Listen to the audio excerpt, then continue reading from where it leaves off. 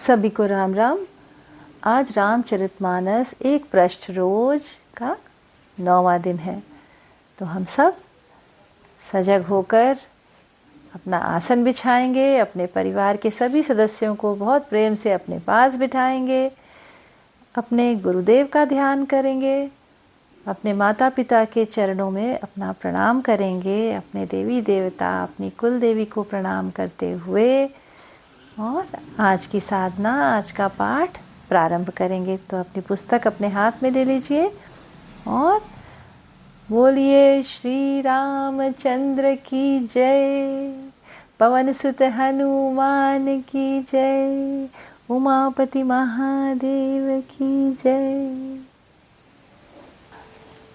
दुख सुख पाप पुण्य दिन राति, साधु असाधु सुजाति कुजाति, दानव देव ऊंच अरु नीचू, अमी सुजीवनु माहर मीचू, माया ब्रह्म जीव जगदीसा, लज्य लच्छी रंक अवनीसा, काशी मग सुर सरी क्रम नासा, मरुमारव महिदेव गवासा, सरग नरक अनुराग विरागा, निगमागम गुण दोष विभागा।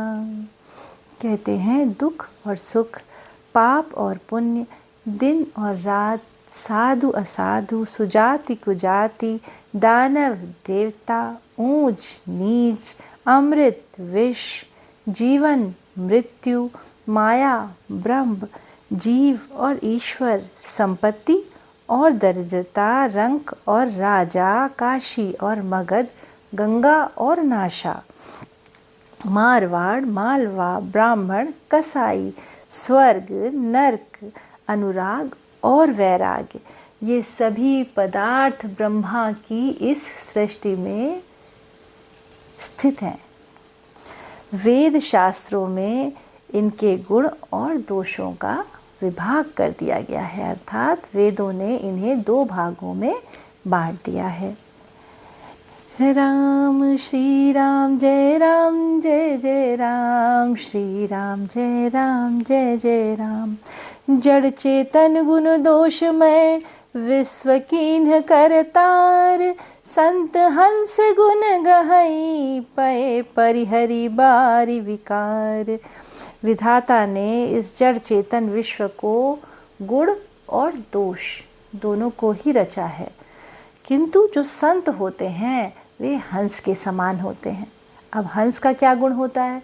हंस का गुण यह होता है कि यदि दूध और पानी आप दोनों मिलाकर रख दें तो हंस दूध ही निकालेगा, उसमें से वो दोनों को अलग कर सकता है। यह गुण हंस में होता है। दूध का दूध, पानी का पानी कर देता है। इसी प्रकार संतों का स्वभाव होता है कि वह कितनी भी बुराई के बीच में हो, किंतु वो अपने लिए अच्छाई ही चुन लेते हैं, बुराई का त्याग कर देते हैं। अस विवेक जब देव विधाता, तब तजि दोष गुण ही मनुराता, काल सुभाव करम बरियाई, भले प्रकृति बस चुकई भलाई। विधाता ने इस प्रकार जब उन्हें हंस सा विवेक दिया हुआ है, तो वो अपने सभी दोषों को छोड़कर अपने पूरी बुद्धि और विवेक से ही कार्य करते हैं, गुणों में अपना मन आसक्त करते हैं।